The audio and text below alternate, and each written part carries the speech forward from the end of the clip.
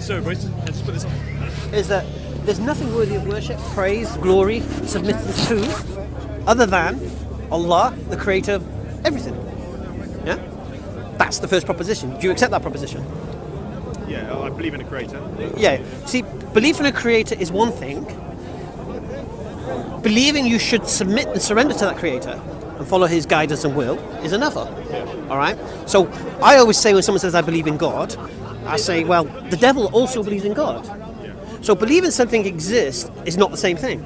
Yeah? It's God doesn't care whether you believe he exists, whether you follow his guidance. All right? Yeah. So when I say about the only thing worthy of surrender, submittance, and worship, and that, it means that there's nothing else. So I wouldn't turn to a man or a statue or an object and think this is worthy of my praise. This is going to help me. This is going to benefit me. Yeah. I truly, honestly believe the only thing that will benefit me in the long term as well as the short term is that creator that you say you believe in. I don't think nothing else can challenge that. Okay. Right. So that's the first proposition. Now, to be honest with you, if someone accepts the existence of a creator, that's an easier proposition to accept. Because if you imagine the criteria this creator must possess, must be all-powerful, all-knowing, all of these things.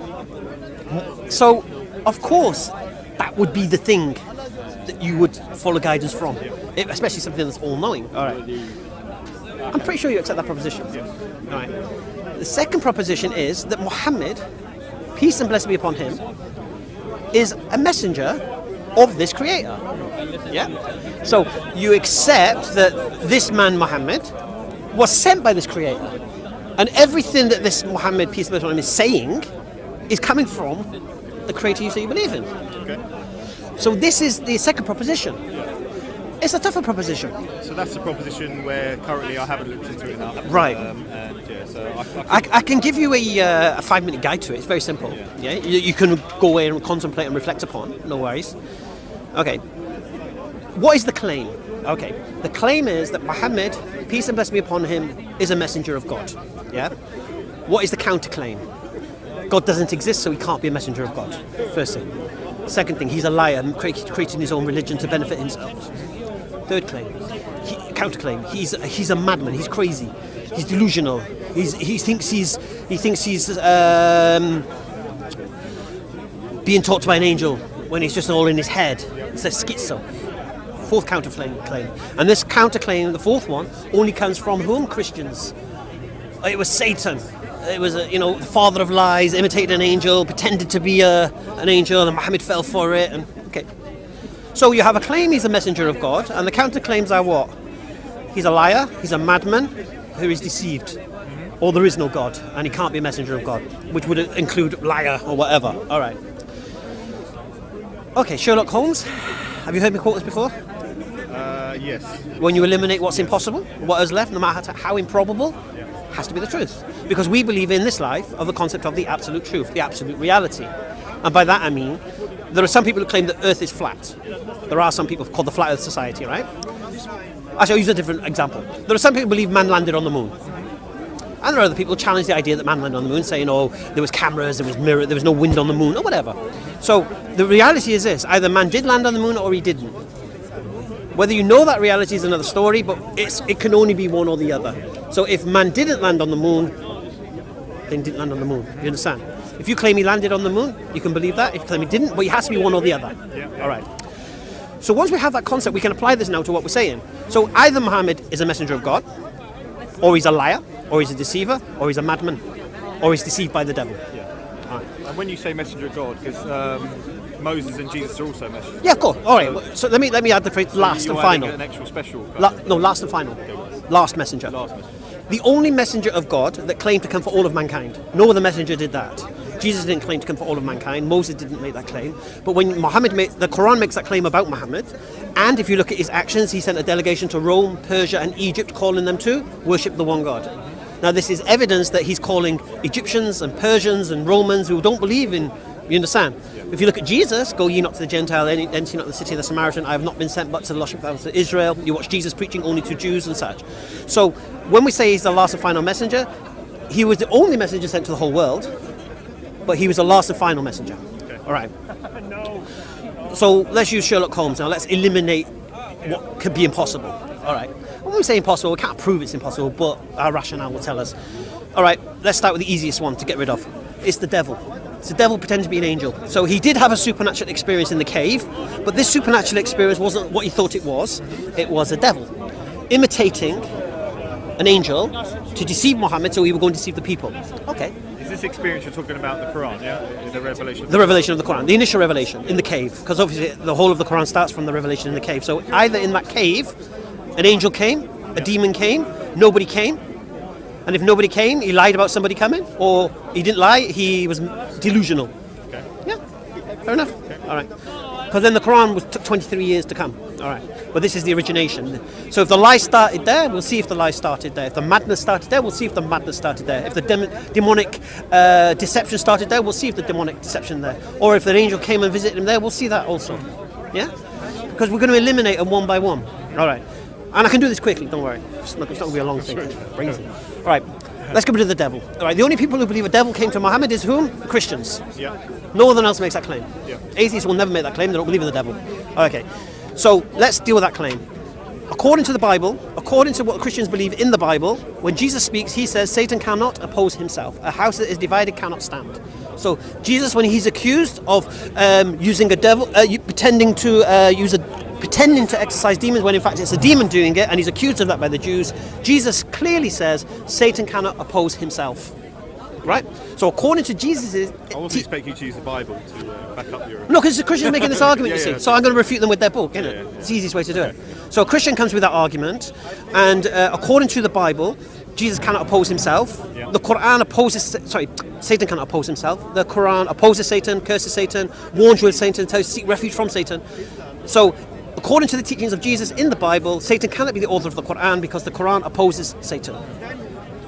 Simple. Okay. So we can dismiss that. And it's only the Christians will come with that, but they're so hypocritical with what they do anyway. And not that I'm saying this is true what the Bible says, but they believe the Bible's true. Therefore, this is their book. Why are you not adhering to what you're... So if your claim is this, your own book refutes your claim, therefore please throw your claim away. Anyone else making a claim? No, right. Continue. Told you it's the easiest one to dismiss. Let's go with liar. Next one is Muhammad ﷺ had no revelation in the cave. There's no such thing. What he did, he pretended that an angel came to him, and he came and told the people, an angel came to me and told me to do this and told you to stop worshipping idols and we should worship one God, and it's all a lie. Okay. All right. First thing we need to ask, why did people lie? What's the motive? Money and power? Okay. Let's look at, first of all, did Muhammad ﷺ have that motive? Yeah? Was he high up in the political... His uncles were the custodians of the Kaaba. So he could have motive. No. His uncles were the custodians of the Kaaba, meaning his family already had the power in Mecca. Okay. First thing. Second thing, he was married to the richest woman in Mecca. Okay. Yeah. So he's got money. He's got money, and he's already got the potential of status. Third thing. They also offered him. Yeah, I'll come to that. Yeah, and when he was calling to the one God and telling the people to stop worshipping these statues, the Quraysh, his uncles, said to his uncle who loved him, who was closest to him, who brought him up, said, look, go to your nephew, tell him we'll give him his weight in gold, mountain of gold, and any woman he wants to marry and status in the city, just telling the people to worship this one God. Basically. And when they came to him, he responded, if they were to give the moon, put my moon in the left hand and the sun in my right, I would never give up this call. So he was offered riches, he was offered fame, he was offered whatever he wanted to stop doing this. Now we know, and then we can look at the life of him and what he was known as. He was known as the trusted one, the one who you could rely upon to leave your goods with if you were travelling, and he would take care of it. When you come back, he wouldn't steal anything, basically. He was the one who you would go to if you had a dispute amongst you to arbitrate. This is pre-Islam. This is pre-prophethood. So we have his nature. So the question needs to be asked. He's gone from 40 years of being a truthful man, who everyone trusts. And can I ask, how do you know what's about Muhammad? Is that through the Quran? No. This is through the history. Through the history. Yeah, we have the hadith, which is the sayings and the teachings of the Prophet ﷺ and the historians and such. So it's not everything like the Quran is not like the Bible, where it tells you what Muhammad did and where he went and what he said and who he spoke to. That's not what the Quran is. The Quran is from Allah. The teachings of Muhammad come through the hadith and through what his companion said he did. Very similar to the Bible, the New Testament, but the difference being is when we hear something that the Prophet did such and such a thing, we would ask, well, who said that? And this person said that, and this person said that, and this person said that. Okay. Were they reliable? Were they trustworthy? Were they there? Okay. The New Testament, we don't have that. We don't have that chain. We don't know who started it. Yeah. So we can't even verify whether the person telling you that thing is actually telling you the truth. We can't even verify whether they were there. So how, if we don't how to say they were there, and we don't know if they were truthful, how do we know what they're saying is the truth? So we have this system. Okay. So going back. So and when the Quraysh, when they heard this Quran being recited, they sent their best poets to investigate where's he getting these words from, because we know this man, he's illiterate. He can't come out with this stuff. Where's he getting it from? Their response was, we know he's not a liar, and we know he's not mad. It's magic. Now imagine this, right? You've sent poets to go and hear this Quran being recited, and the only conclusion they come, it's supernatural. So there was something in those words that was supernatural. Okay. I personally believe we can leave lying at this point, because what we have to understand is this. When he came with this call, he was rejected, he was persecuted, they suffered, the people who followed him suffered, they were exiled in the desert to starve to death. The people were told you can't marry the Muslims, people were told you can't sell bread to them. Basically, they tried to starve them in the desert. Now I ask you, would a man who knows what he's saying is a lie, would give up all his status, give up all his position and power, his wealth, and for a lie? It doesn't make any sense whatsoever. Okay, so I personally believe I can bin that. Then we could come to mental, crazy, delusional, seeing visions, not there. Well, when we look at what the Quran teaches and what it contains, and then we look at the life of the Prophet Muhammad ﷺ and the order and structure of everything, and the way that the Quran will fit 21st century man like a glove, if we follow its guidance, yeah, it's something that can surpass every age. For me, this is something I would accept now. Is that a lot of the stuff that's mentioned still holds weight now? So, yeah, completely. Even this thing about marriage age. You know, you must have heard about the early age of Aisha and stuff like that. All right. What's the marriage age in the Quran? There is none. But what is there?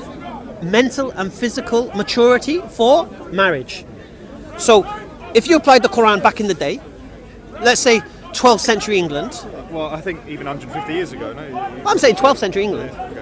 Yeah, in 12th century England, in Blighty in London, you could marry a 6-year-old and consummate the marriage when she was 9, because that was the standard. Okay.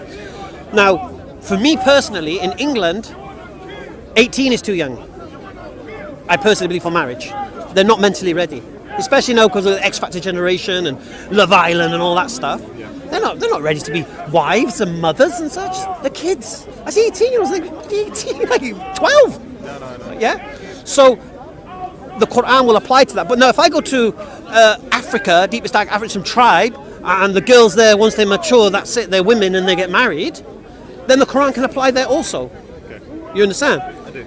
So that in itself, it shows you that this is meant to travel. And who decides whether a girl? Well, it would be the parents of the child, the girl, obviously. It will be the judge or the qadi who's performing the ceremony. The girl herself can refuse. Yeah, The girl herself can say, I don't want to get married now. And like, she shouldn't be forced to it. because I discovered something the other day. I didn't even think about it before until recently because of all this Islamophobia stuff. Yeah, that this country allows sex with children, permits it.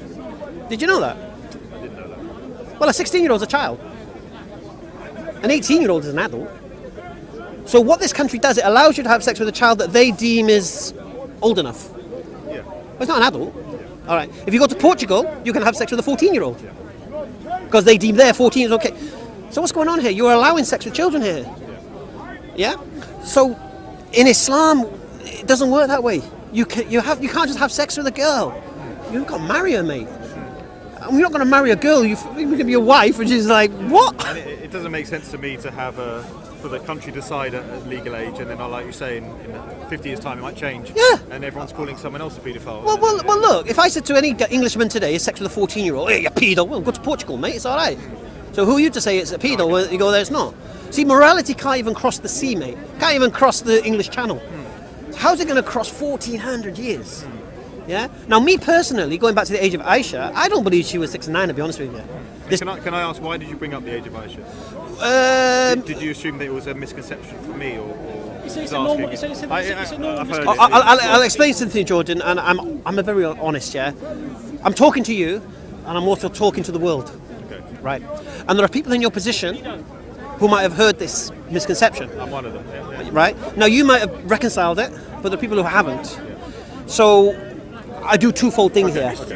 Yeah? Okay. Do you get me? I'm talking to you and I'm talking to anyone else who's in your position. Because you wouldn't believe, Jordan, how many people message me, English lads, watching this English geezer in the park, talking religion.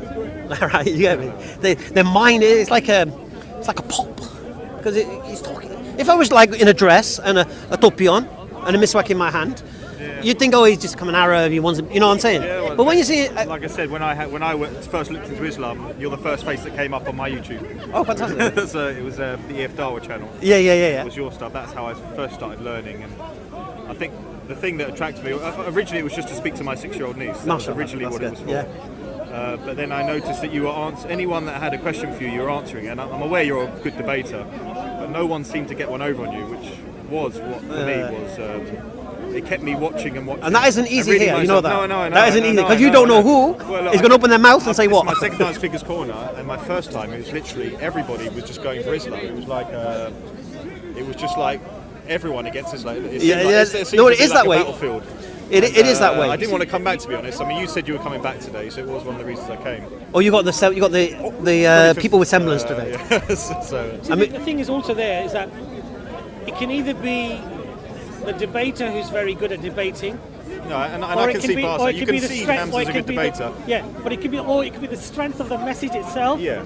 Which actually, for a person's own innate conscience, actually is very appealing. It's attractive. Yeah. Because many of the things that you may have seen or heard or whatever, or other people may see. All the standard ones that I saw was beat your wife. Yeah. And I saw all those videos. And people are afraid of that subject, beat the wife, age of Aisha, and all this stuff. Yeah. Now me. And I was worried for my niece. That was why I looked into it. I thought, oh, she's going to be a Muslim. She's going to be a Muslim guy. She's going to have no rights. No. That's what The problem, people you know- like me. do you know- I wouldn't class myself as a dumb bloke. That's people. What we But you know believe. whose fault that is? And I'm sorry, guys. I would say mine. No. I would say. I'm be honest. You've got to look into it yourself. I blame. Sorry, guys. The sub-Indian continent. Yeah. Because what it. No. You know India. Yeah. All right. Because what you got to understand. Hold on a second. I'm giving these guys a slap now. No. What you got to understand is this. You see. Before the Muslims of Pakistan and Bangladesh and all these places were Muslim, they were Hindus. Yeah. Now, if you look at Hinduism and the way women are treated in that religion, it's despicable. Yeah. The woman was burned on her husband's funeral with his possessions and such. Didn't know that. Yeah. It's disgusting, mate. The way women were treated. All right. And I have to admit, from what I've seen, and this is the only way I can reconcile it, when I see how some There's people. misogyny in my background in Christianity. No, agreed. But what I mean is this. Whenever I see a subjugated Muslim woman, it always appears for me, my perspective, maybe it's because of where I live, I don't know, it's the sub-Indian continent. I don't see suppressed Somali women. My missus is Moroccan, I yeah? wouldn't have to do that, will I? No. Go on. I don't see suppressed Moroccan women. I don't see suppressed Algerian women.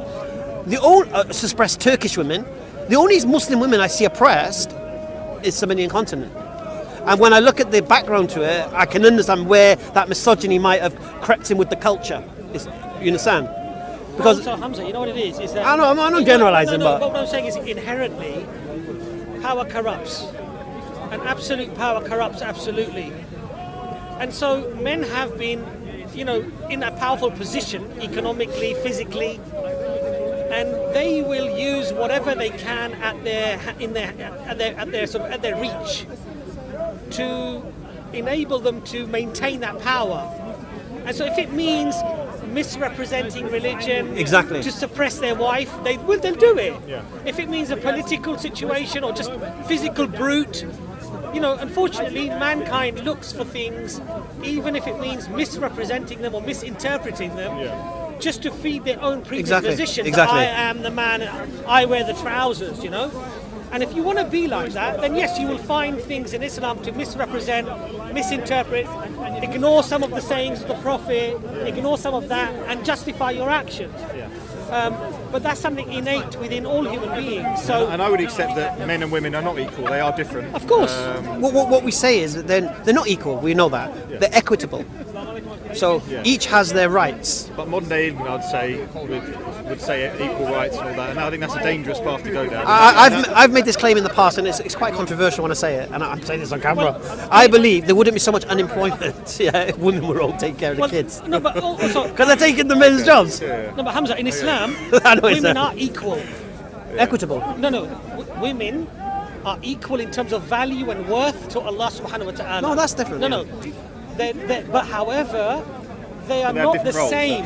They're not the same. So even in the Quran, Allah mentions the man and He mentions the woman in different places of the Quran, but He mentions them exactly the same number of times, showing that in Allah's sight they are equal. But they are, they have different roles in society, as you're saying. And Can I drag it back to the main point? Yeah, of course. Go on. Yeah, because we're going right back to madmen and craziness and all. I don't know how we were there. So the point here is this about. Oh yeah, I know how we got there actually, because we ruled out he was possessed by a demon, fooled him, and we've ruled out he's a liar. Ruled out as a liar. We're on madman, innit? Ruled out Satan. No, Satan went first. Yeah, so we're on the madman now, and the reason we brought all this stuff up was showing you the structure of what he brought is not the result of a madness. Yeah, it's too. Dare I say it, perfect. Islam is, not Muslims. Muslims are people. Yeah, you get me? But Islam, the teachings, for example, if your niece practices Islam, don't be offended by what I say now, but she could never be a prostitute. No. And she could never be a drug addict, and she could never be a gambling addict, she could never be an alcoholic. Do you understand? Yeah? Inshallah, if she practices Islam, she's going to get married, give you nieces and nephews, inshallah. Point, but I've obviously, the fact that she may wear a hijab one day originally scared me. Okay. Now I'm actually quite happy about it. We'll Oh, talk about that alhamdulillah. later. Yeah. So going back, so would you agree we can throw madness away? Yes. What's left? And there's also Whether he a told the reason. truth. No, we did that. There's also a reason about madness is that a madman will say things that he believes to be true because he's mad. He can't differentiate between what is true and what is not true. And the message doesn't last for 14 centuries and spread amongst the most intellectual circles of society today. So, for example, in England, the average qualification of converts is postgraduate educated people. That message, a madman's message, will not appeal to people of knowledge and understanding. They'll reject it because they'll recognise. So we can reject madman, yeah? What's left? Is accepting, isn't it? When we eliminate what's impossible, whatever's left, no matter how improbable, has to be the truth. So it can only be messenger of God. He is a messenger. Now, unless you don't believe in God, then of course you could rule that out as well. But then we wouldn't start with the second proposition. We start with the first proposition, creator. But can I ask you? Obviously, you were in the same position as me. Yes. And you believe you accepted the creator first. Yes. And then you started looking into Islam. Yes. When did Prophet Muhammad come into it? Was it just that? Did that then? Well, actually, you fought against Islam first. 2 years, mate. 2 years, mate. You know what I said about me, debater, mate? I'm a debater, mate.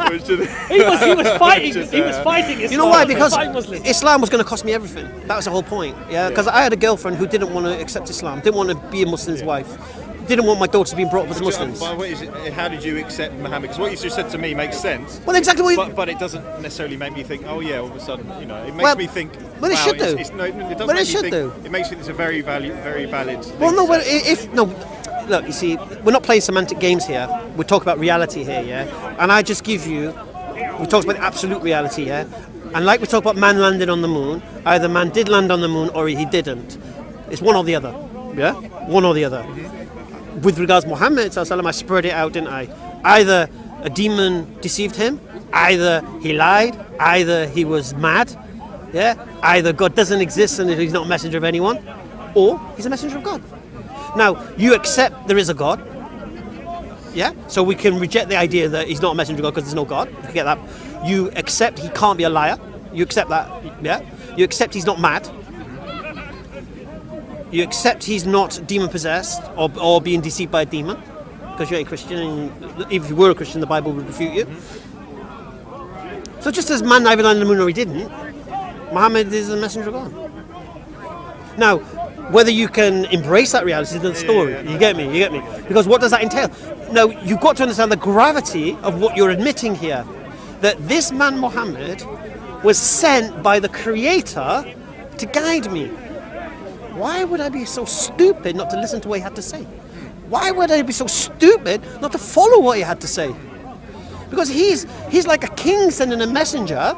The messenger is representing the king, and the words in that message are from the king. And then you insult the messenger, you insult the king.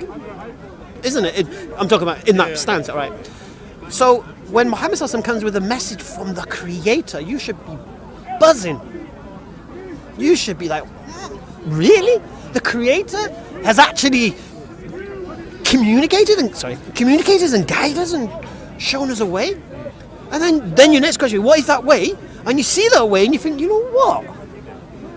That makes sense. So then my next question would have to be,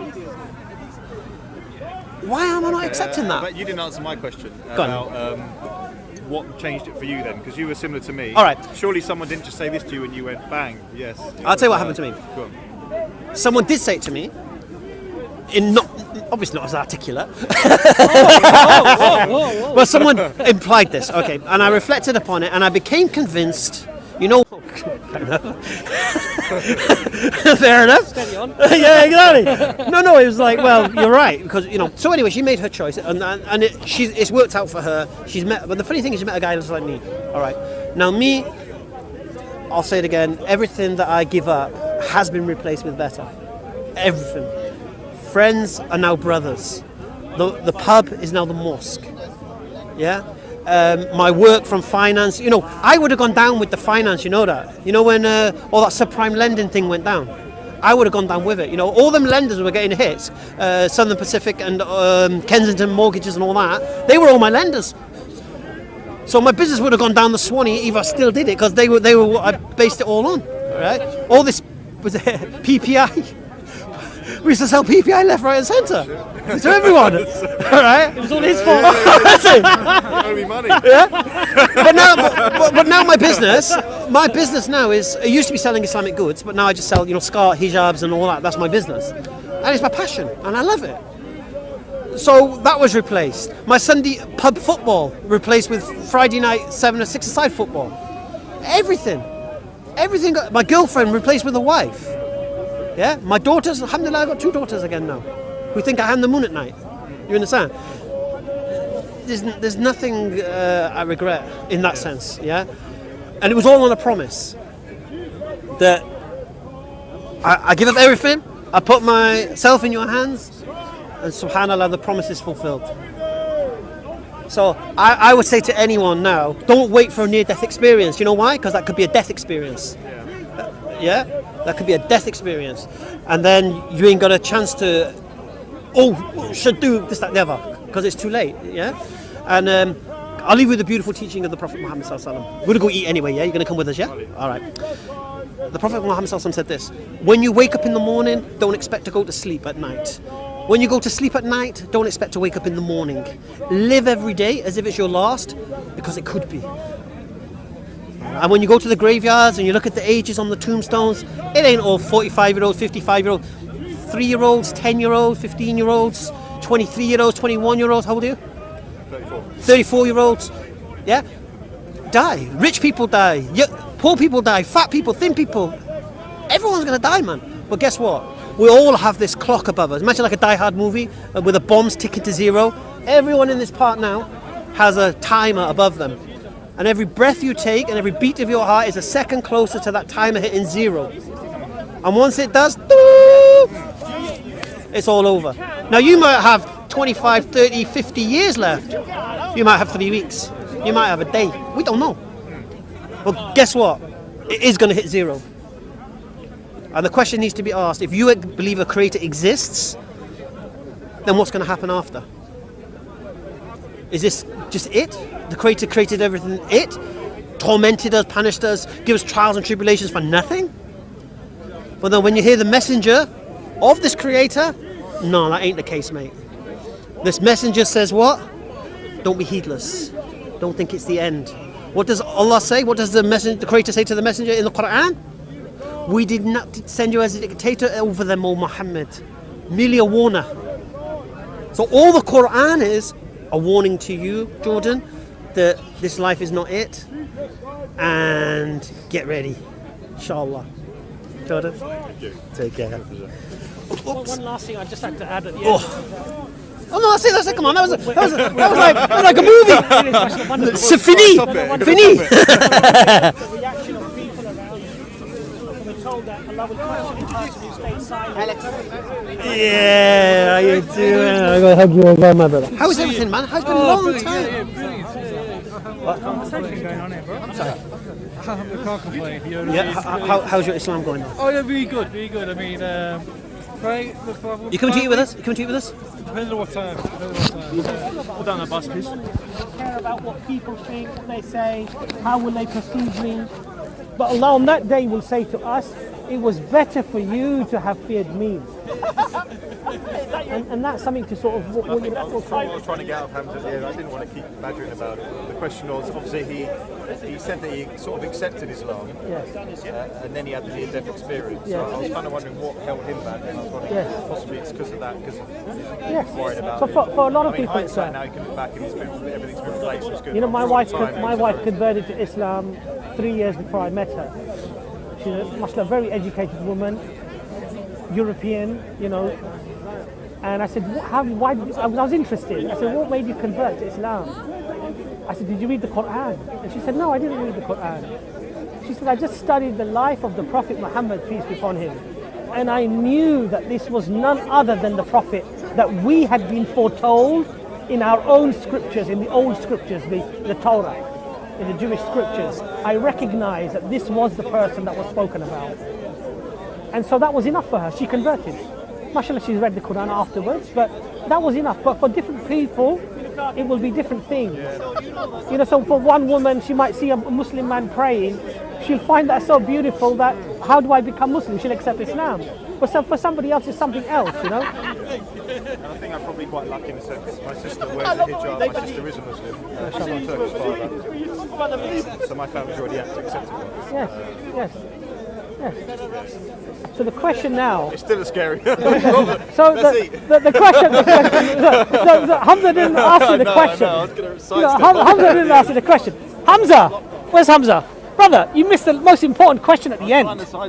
Which was that, mashallah, you know, the brother obviously accepts everything, right? Yes. So what now stops him from verbally accepting it and accepting Islam? That's what I think something does. See, here's you got to understand, Jordan, right? All you do when you take your shahada is bear witness to what you believe. That's all you're doing. Yeah, you're actually, but you know when you go to become a British citizen, yeah, it's a formality. You know, exactly, formality. Like for example, if you're living in England, yeah, you could live in England 50 years from another country, but until you go take your citizen oath, you're never a British citizen, yeah. So it's not the length of. So basically, that's all shahada is. Yeah, and a flower don't go in a day, and like we said to you, and if you truly believe this, bear witness to that, and start your journey. And trust in Allah after that. Yeah, because what's going to change, honestly, really, in reality? Nothing. You might start changing your habits. Obviously, the alcohol will probably go, because you think, you know what, my Creator has warned me against this. I'd be stupid to ignore my Creator. Just for example, yeah. You don't have to go to your family. I'm a Muslim. Oh, there's so many cameras.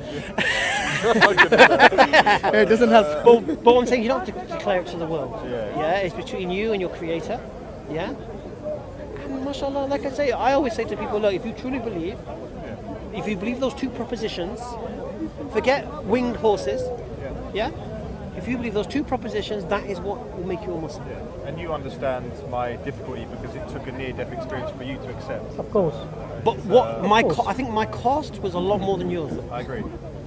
What I was leaving behind was another level.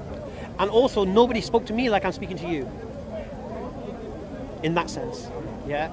I didn't. If someone spoke to me, an English person, I would honestly, if an English geezer like me told me that he was in my position that time and this happened to him, I probably wouldn't have waited. I probably wouldn't have waited for that near-death experience.